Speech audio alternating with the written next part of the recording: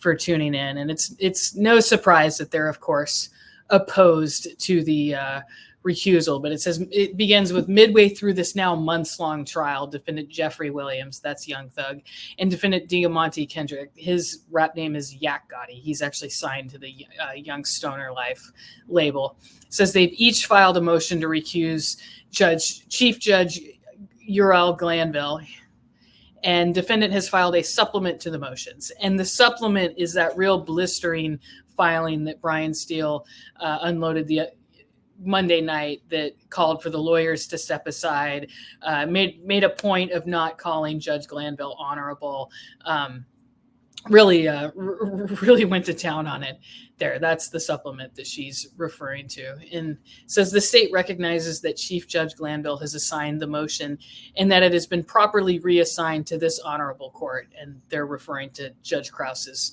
court. And then but the state respectfully submits that at the time of reassignment, Chief Judge Glanville did not make the three requisite determinations. 1, whether the motion was timely filed. 2, whether an affidavit made in support of the motion is legally sufficient. And 3, whether if some or all of the facts set forth in the affidavit are true, recusal is authorized. And she cites a case law, case. It's a 2014, looks like Georgia Supreme Court case that supports that. She argues. Accordingly, it falls to this honorable court to make those determinations. I don't know if she'll agree, because the judge might say that, I mean, whether Glanville did that procedure properly or not is not really her to decide. The point is he completed that procedure, and the motions are now with her. But let's let them go on here. As set forth below, though defendant's motion and supplement are in part timely, and the affidavits in support of defendant's motion and supplement are in part legally sufficient, none of the facts set forth in defendant's affidavits, even if assumed to be true, would authorize recusal. Defendant's motion and supplement should therefore both be denied. Factual background. And the calling of state's witness Kenneth Copeland on June 7th. Fortunately, they don't include his nickname, but we all know that's Woody. On June 6, 2024, in response to an inquiry from counsel for the defendants in this case, the state announced that Kenneth Copeland would be the state's next witness and would be called to testify on June 7, 2024. After the announcement, the state received an email from John Melnick claiming to represent Kenneth Copeland and instructing the state to cease communication with Mr. Copeland, and that Mr. Copeland would be asserting his Fifth Amendment privilege if called to testify on June 7th. Perplexingly, given that Mr. Copeland was being called to testify against Jeffrey Williams and Shannon Stillwell, who are represented respectively by Brian Steele and Max Shard, Melnick copied Brian Steele and Max Shard on his communication with the state regarding Mr. Copeland's intention not to testify. That is weird, but, I don't know. I don't know if it's really, like, if it's her... I don't know. It's just like the politics of these defense lawyers and prosecutors. Is it her business to even point that out? It's like, I don't know. But she's making a point here about the circumstances that led to this ex parte. But in preparation for trial, Deputy District Attorney Hilton, along with her investigator, had met with Mr. Copeland on multiple occasions, and at no time did Mr. Copeland state an intention to plead the Fifth or say that he was represented by Mr. Melnick. Nevertheless, after receiving Mr. Melnick's email, Deputy Hilton ceased communication with Mr. Copeland until June 7th, 2024. So for people who are just joining us, I am going over the opposition that the YSL trial prosecutors just filed to the recusal motions against Judge Glanville. This is... It was just filed today. It's 81 pages, but a lot of those are attachments. We're gonna move through it, and this is the motion that's being considered by the other judge, Judge Rachel Krause. After receiving Mr. Melnick's email, the state presented to Chief Judge Glanville a motion to compel the testimony of Kenneth Copeland, extending immunity to Mr. Copeland for his testimony, and to hold Mr. Copeland in contempt should Mr. Copeland refuse to testify after being ordered to do so by the court after being granted immunity. The court issued an order granting the state's motion. They're citing the exhibits here, and these are all the exhibits that are attached that turn this into an 81-page filing. Somebody asked if the judge does get recused, what will that mean for the jury? I mean, I'm assuming there'll be a mistrial. They'd have to start the trial over again. I can't imagine if a judge being recused that like a trial that's already started would just continue under another judge. Yeah, I mean, I can't imagine that. But I don't think, I can't imagine Judge Krause is actually going to recuse him. I think she's going to write an order rejecting all this, but we'll see. On June 7th, after court was called to order, this is Friday. This was when Woody was arrested in court. And if you guys go to my YouTube, I've got, and go to the playlist for Woody's testimony, you can see clips of all this stuff and some descriptions on it. But it says, after court was called to order, Mr. Melnick appeared before the court and informed the court that Kenneth Copeland would be asserting a Fifth Amendment privilege against self-incrimination. In the presence of each defendant currently on trial and each of their respective attorneys, Chief Judge Glanville called Mr. Copeland to the stand and explained to Mr. Copeland that the state had sought and been granted an order of the court pursuant to OCGA 24-5-507, directing Mr. Copeland to testify and extending immunity for Mr. Copeland's compelled testimony. Chief Judge Glanville further explained to Mr. Copeland in the presence of every defendant currently on trial and each of their respective attorneys that should Mr. Copeland refuse to testify, he would be held in contempt of court and jailed until he purged himself of the contempt by testifying in court. And those are the clips that we all can watch and see. Mr. Copeland thereafter stated his intention to testify, and Mr. Melnick looked toward Mr. Steele and Max Shard and shrugged his shoulders.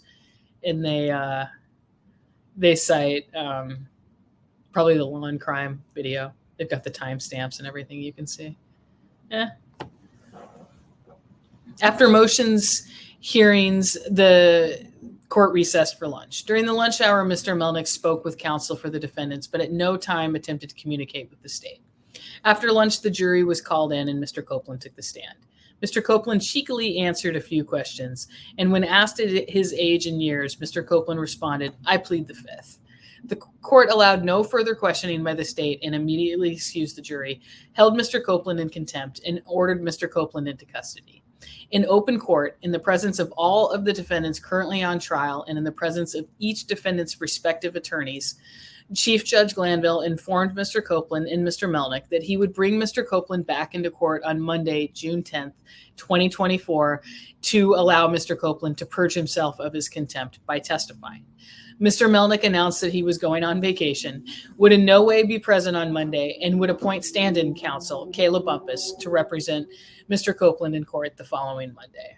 So this is, again, I'm going over the opposition that was filed to the recusal motions against Chief Judge Glanville. And this was filed today by prosecutors, Adrienne Love. This is the thing that they got the 2-day extension on. They were originally going to file it Monday at 5 p.m., but she had a family medical emergency she cited when asking for a 2-day extension. And that brings us to Wednesday at 5 p.m. Showed up on the docket not that long ago. It says the June 10th, 2024 meeting regarding contempt proceedings initiated against Kenneth Copeland upon motion of the state, attended by counsel for Kenneth Copeland, attorneys for the state, Kenneth Copeland, and the Honorable Chief Judge Glanville. That's the heading for this next section here. On Monday morning, prior to the start of court, the state requested from the court an in-chambers meeting with counsel for Kenneth Copeland, the court, and an attorney for the state to discuss the contempt proceedings initiated against Mr. Copeland upon the state's motion. The court granted the state's request, and upon being directed to do so by the court reporter made a record of the entire meeting. Present during the meeting were CDDA Love, Attorney Kayla Bumpus, investigators for the state, and the Honorable Chief Judge Glanville, and later Kenneth Copeland and DDA Hilton. Matters addressed during the meeting concerned only the contempt proceedings against Mr. Copeland, and the topics addressed included topics: Mr. Copeland's right and representation as it relates to the proceedings, Mr. Copeland's obligation and obligations under court rules, and answers to questions posed by Mr. Copeland regarding matters related to OCGA 24-5-507, such as the distinction between purging oneself of contempt as addressed by 24-5-507 and perjury as prohibited by 24-5-507. With the exception of the times where Mr. Copeland was afforded an opportunity to speak with Mr. Bumpus, the entire meeting was taken down by the court reporter. And so, again, this is the opposition to the recusal motions. This is the YSL trial prosecutors who just filed this. And thank you guys for saying hi. I see people saying like Meghann the reporter and stuff on TikTok. I see you guys. Thank you for the love and everything. Thank you for the diamonds. If you guys have some, I think diamonds are the way to do it on TikTok. Everybody throws them my way. You put gifts and like little hearts and stuff, and people put like hats on you and stuff. It's like a slot machine on there. But YouTube is for the little more mature crowd. But I love you guys. I love you guys for tuning in. So. It says Brian Steele's defiance of the court's commands in subsequent contempt ruling. After the meeting regarding Mr. Copeland's contempt and obligations under 24-5-507, Brian Steele stood in open court and demanded a mistrial as he loudly and repeatedly hurled at the Chief Judge Glanville accusations of misconduct. Most disturbingly, after accusing the court of illegal activity, Mr. Steele repeatedly disobeyed the Chief Judge Glanville's commands to reveal Mr. Steele's source of information regarding in-chamber matters.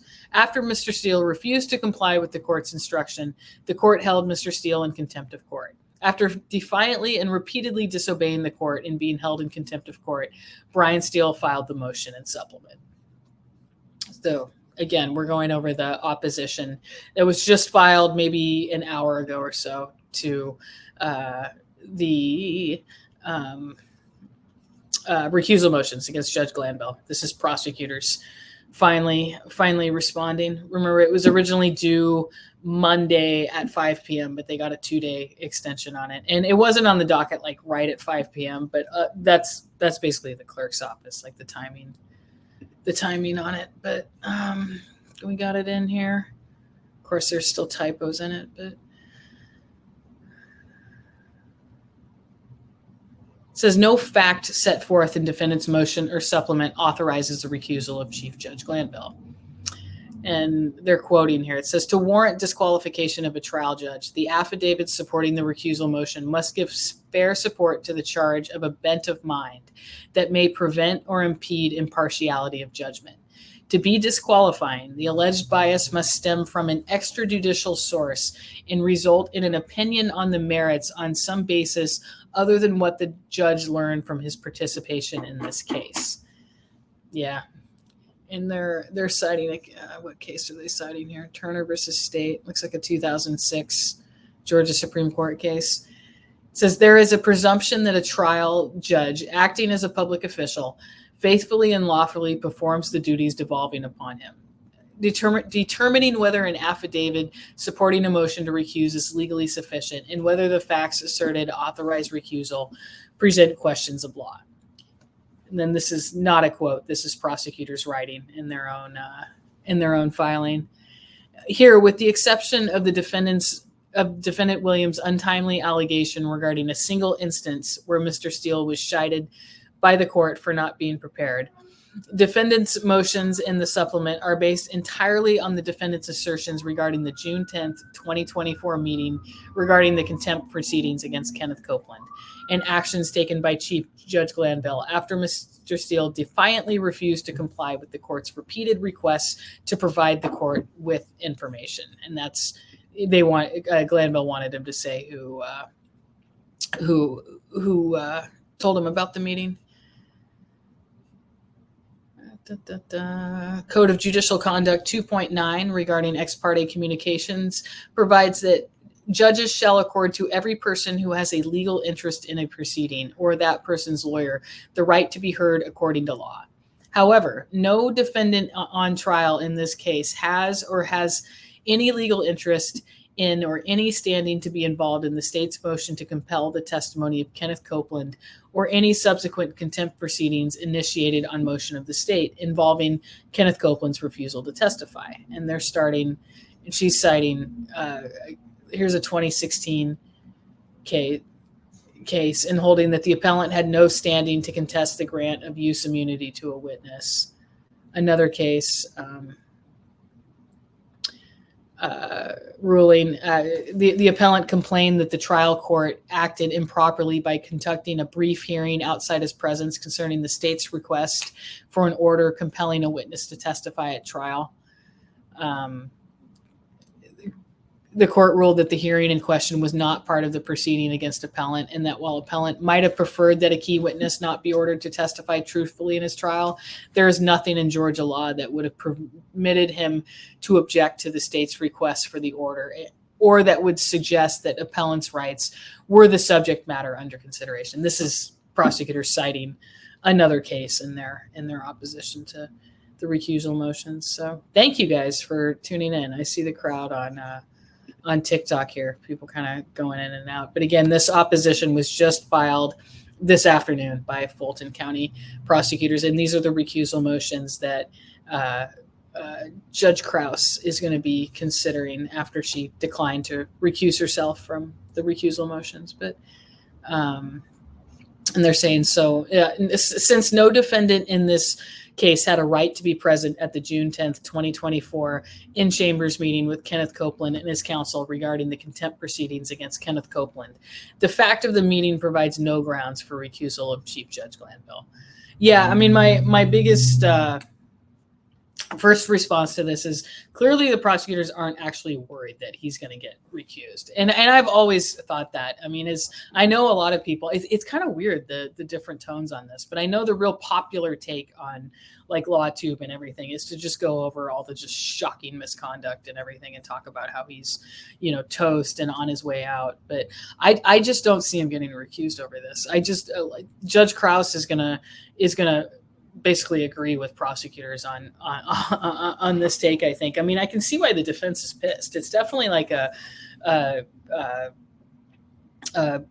something, we'll hear about it on appeal. I'm not sure if it's actually going to be the issue that drives any appeal. Like, it seems like they have so many other issues could drive it. But yeah, that was it. So not very long here. How many pages was that?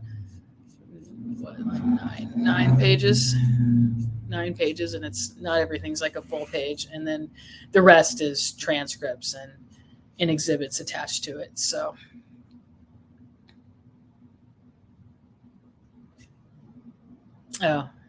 Chief Love, Adrienne Love, this is her email and her signature. This is her responding to Jonathan Melnick. Well, it's funny because there's such a debate over whether Woody's actually like in danger. And here's his own lawyer. I mean, because I agree. I mean, he's all over live. Like, I mean, how could he actually be concerned about anything when he's all over live, blasting his location out and everything? But here's Jonathan Melnick on June 7th, Friday morning, says to her, "My concern is for my client. Had I been involved, I would have demanded a much more specific immunity deal. You need a much more..." That he needs you. He used the wrong kind of then. You've put him in a terrible position where his life is in danger, whether in custody or on the street. He's a marked man from this point forward. Go fuck yourself if you think I'm doing anything besides protecting my client. And this is after Adrienne Love responded, "Is your concern for your client or for Mr. Steele and Mr. Shards?"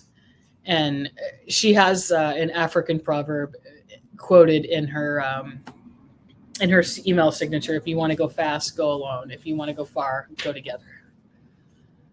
There.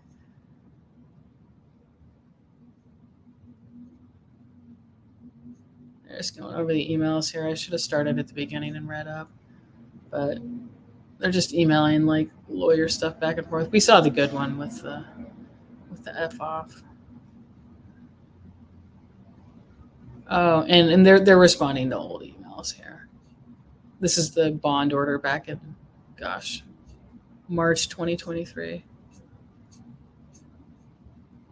But yeah, so now that the response is in, we just have to wait. I don't think the defense is going to get a chance to reply. Maybe they will just file their own reply, but we could have a ruling by the end of the week, I think. Yeah, and especially, I'm not sure it's going to be like that complicated or that long of a ruling either. So maybe we'll have it by the end of Friday. But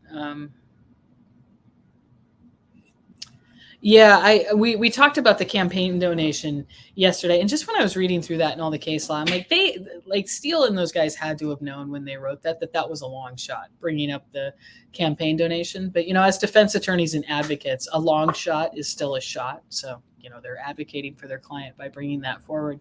But as somebody who doesn't typically cover judge races in Georgia, what surprised me about it was to have incumbent judges running re-election campaigns like that and that kind of thing. I was surprised that incumbent judges feel the need to campaign like that and raise money, because it looks like it's pretty active there. Like Judge Glanville's $2,000 donation to Krause was in April. Sure, she won the election in May, but others gave money to her too, like Judge McAfee, a couple other judges, but the top donor was like 5,000. There were some 3,300 donors, but I was just surprised at how apparently common it is for incumbent judges to raise money like that. I see somebody on YouTube asking how they can get my autograph. Go to my merchandise store, and that's actually a good reminder. I need to get everything set up through Google Merch and get everything listed on YouTube, so you guys can just buy right on the YouTube channel. But if you go to MeghannTheReporter.com, I've got mugs, and I've got googly-eyed bitch mugs and Meghann the Reporter stuff. Meghann the Reporter mugs and stickers. There's T-shirts too, but the googly-eyed bitch mug, of course, and I've got it pinned here on TikTok for you guys, because you guys can buy this stuff through TikTok Shop. That's what Tory Lanez called me during his last court appearance. He said Meghann Cuniff is a googly-eyed bitch. So I had to turn lemons into lemonade. Actually, we actually got a logo made. My friend Bryson Boom Paul, you guys should follow him on Twitter, made a logo and got it set up. So if you guys order some merchandise, I include a little card where I give my signature, but I would love it